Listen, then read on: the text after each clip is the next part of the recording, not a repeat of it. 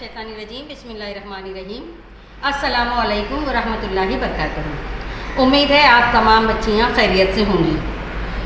बच्चों, हम लोग अब जो सबक पढ़ रहे हैं इस हफ्ते मजबूत दांत सेहतमंद जिस्म। तो पहली वीडियो में हमने आपको बताया था कि दांतों की देखभाल क्यों ज़रूरी है और किस तरह करनी है। अब उसके बाद ये वीडियो नंबर 2 में हम लोग ये जानेंगे कि हाथ की सफाई क्यों ज़रूरी है। आप जानते हैं हम लोग दिन भर काम करते हैं, पता नहीं कितने जर्म्स कितने जराशीम होते हैं, हम कहाँ कहाँ से गुजरते हैं, किस किस चीज़ को टच करते हैं, तो इस तरह हमारे हाथ गंदे हो जाते हैं। तो इनकी सफाई क्यों ज़रूरी है। तो अगर उसी तरह से गंदे हाथ लेकर हम लोग अगर खाना खाते हैं तो उसके जो जर्म्स होते हैं, जो जराशीम होते हैं, वो हमारे पेट में चले जाते हैं। तो इसलिए सबसे पहले हाथों को धोना बहुत ज़रूरी है। देखिए, मैं आज स्कूल में आई, मैंने बहुत सारा काम किया, मैंने थोड़े गमले पौधे वगैरह का भी काम किया, तो ये मेरे हाथ इतने गंदे हो गए हैं। मैं थोड़ी गार्डनिंग कर रही थी ना, इसके लिए मेरे हाथ थोड़े से गंदे हो गए। अब आप सोचिए, क्या मैं इन हाथों से खाना खा सकती हूँ? नहीं, इसके लिए मुझे इनको धोना ज़रूरी है। तो देखो, जैसे हम हाथ धोते हैं तो देखिए पानी कितना गंदा हो रहा है। अब आप जानिए कि मेरे हाथ में कितने जराशीम थे, कितनी मिट्टी लगी हुई थी, कितना सब कुछ गंदगी जमा थी।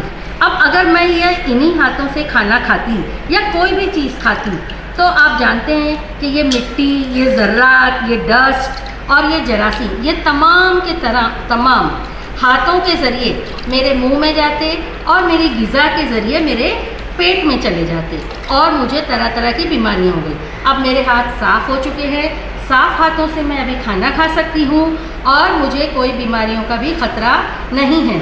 इसीलिए हमारे मज़हब में भी खाने की सुन्नत में एक सुन्नत ये दी गई है कि खाने से पहले खूब अच्छी तरीके से हाथ धोइए और कुल्ली कीजिए, और खाने के बाद भी खूब अच्छी तरीके से हाथ धोइए और कुल्ली कीजिए। आप जानते हैं हमारा दिन मुकम्मल दिन है। आई बात समझ में? तो अभी हमने जाने कि हाथ की सफाई क्यों ज़रूरी है। इसी तरह हाथ की सफाई के साथ नाखूनों को भी काटना बहुत ज़रूरी है। नाखून अगर आपके बड़े होते हैं तो उसमें गंदगी हो जाती है, मैल जमा होता है, वो भी खाने के ज़रिए हमारे पेट में जाएगा।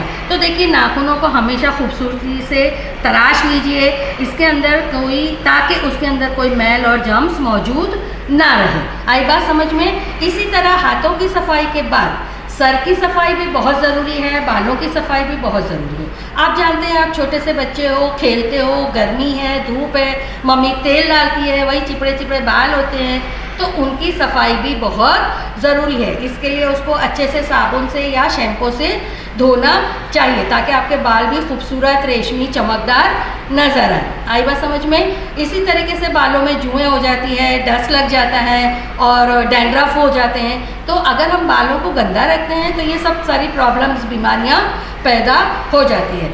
इसलिए हाथों की सफाई, दांतों की सफाई, सर की सफाई, इसी तरह पूरे जिस्म की सफाई सिर्फ़ और सिर्फ हम लोग ही कर सकते हैं। हमारे पूरे जिस्म को कोई और अच्छी तरीके से साफ़ नहीं कर सकता।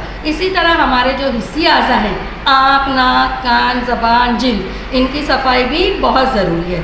तो कान में हमको काड़ी या नहीं करनी है, पिन वगैरह नहीं डालना है। नाक में भी इस तरह बड़ी बड़ी उंगलियां करके ना डालें, बल्कि बहुत खूबसूरती से ये इस उंगली से खिलाल कीजिए और उसकी सफाई कीजिए। कान में भी जो बर्ड्स आते हैं कपास के, उनसे कीजिए। आई बात समझ में? ज़बान के लिए भी आप वो जो टंग क्लीनर आता है उससे सफाई कीजिए। ठीक है? तो हमारे पूरे जिस्म की सफाई बहुत ज़रूरी है और आप अच्छी तरह जानते हैं सफाई निस्फ़ ईमान है। आई बात समझ में? तो मुझे उम्मीद है आप लोग अपने बालों की, हाथों की, जिस्म की, हिस्से आज़ा की खूब अच्छी तरीके से केयर करेंगे, अपने आप को साफ़ सुथरा रखेंगे और इंशाअल्लाह फिर मुझे उम्मीद है आपको ये सबक समझ में आ गया होगा। इंशाअल्लाह फिर अगले सबक में, अगली वीडियो में आपसे फिर मुलाकात होगी। जज़ाकल्लाहु खैरन कसीरा। दुआ में याद रखिए। अल्लाह हाफ़िज़।